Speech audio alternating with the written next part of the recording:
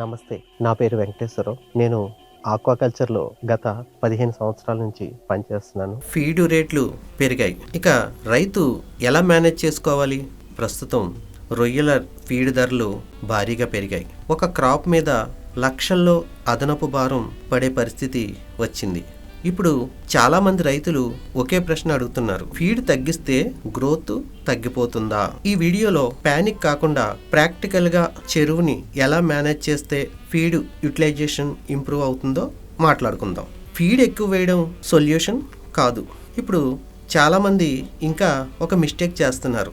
షింపు యాక్టివ్గా కనిపించకపోయినా ఫీడ్ పెంచేస్తున్నారు. కానీ పాండ్ కండిషను వీక్గా ఉంటే ఎక్స్ట్రా ఫీడ్ మొత్తం వేస్ట్ అయిపోతుంది. అప్పుడు ఫీడ్ వేస్ట్ అయితే ఏమవుతుందంటే స్లడ్జ్ పెరిగిపోతుంది, అమోనియా పెరుగుతుంది, డిఓ తగ్గిపోతుంది, స్ట్రెస్ అవుతుంది, గట్ ఇష్యూస్ వస్తాయి.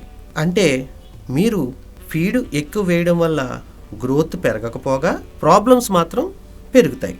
ఇక డిఓ స్టేబుల్గా లేకపోతే షింపు ఫీడు సరిగ్గా యూటిలైజ్ చేయదు. ఇప్పుడు మనం ఏం చేయాలంటే మార్నింగు డిఓ ప్రతిరోజు చెక్ చేసుకోవాలి. నైట్ ఏరియేషన్ అనేది చాలా ఇంపార్టెంట్. తర్వాత స్ట్రెస్ తగ్గించాలి. స్ట్రెస్లో ఉన్న షింపు ఫీడ్ తిన్నా కూడా గ్రోత్ ప్రాపర్గా రాదు. అసలు ఈ స్ట్రెస్కి రీజన్స్ ఏంటంటే సడన్గా వాటర్ ఎక్స్చేంజ్ చేయడం, లో ఆక్సిజన్ అంటే DO, excess sludge, unstable pH అంటే పిహెచ్ ఎక్కువ తక్కువలో ఉండడం. ఇంకా మనం ప్రతిరోజు చేయాల్సిన పని ఏంటంటే గట్ హెల్త్. గట్ని అబ్జర్వ్ చేయాలి. గట్ కనుక వీక్గా ఉంటే ఫీడ్ కన్వర్షన్ కూడా వీక్గా ఉంటుంది. మనం ఈ గట్ ఎలాగ అబ్జర్వ్ చేయాలంటే ప్రతిరోజు చెక్ ట్రై ఫీడింగ్ అబ్జర్వ్ చేయాలి. లూజ్ గట్ ఉందేమో చూడాలి. తర్వాత స్లడ్జ్ని కంట్రోల్ చేయాలి. బాటమ్ కనుక డర్టీగా ఉంటే చెరువు మొత్తం అన్స్టేబుల్ అవుతుంది. దీనివల్ల ఏ ప్రాబ్లమ్స్ వస్తాయి?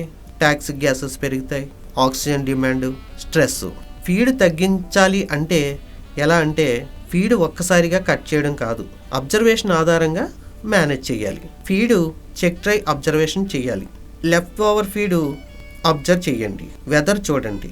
ఇప్పుడు వర్షంగా ఉన్న, క్లౌడీగా ఉన్న రోజుల్లో కేర్ఫుల్గా ఫీడ్ ఇవ్వాలి. షింపు యాక్టివిటీని చూడాలి. పాండ్ రెస్పాన్స్ చూడకుండా బ్లైండింగ్గా ఫీడ్ ఇవ్వడం వల్ల మనకి ఈ ప్రాబ్లమ్స్ వస్తాయి. తర్వాత న్యాచురల్ ప్రొడక్టివిటీని ఇంప్రూవ్ చేయాలి. అంటే హెల్తీగా ఉన్న పాండ్లో షింపు ఫీడ్ మాత్రమే కాదు, న్యాచురల్ ప్రొడక్టివిటీ కూడా యూటిలైజ్ చేస్తుంది.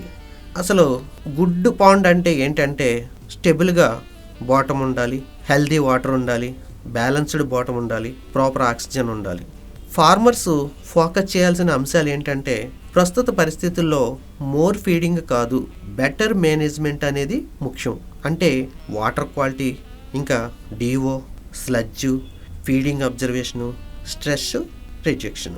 ఈ స్మాల్ మేనేజ్మెంట్ చేంజెస్ చేస్తే ఫ్యూచర్లో పెద్ద సేవింగ్ ఇస్తాయి. ఫీడ్ ధరలు పెరగడం రైతులకు నిజంగా పెద్ద ఛాలెంజ్. కానీ ప్యానిక్ కాకుండా స్మార్ట్ పాండ్ మేనేజ్మెంట్ చేస్తే ఇంపాక్ట్ కొంత తగ్గించవచ్చు. Thank you. ఈ వీడియో నచ్చితే షేర్ చేయండి, లైక్ చేయండి, సబ్స్క్రైబ్ చేయండి. Thank you.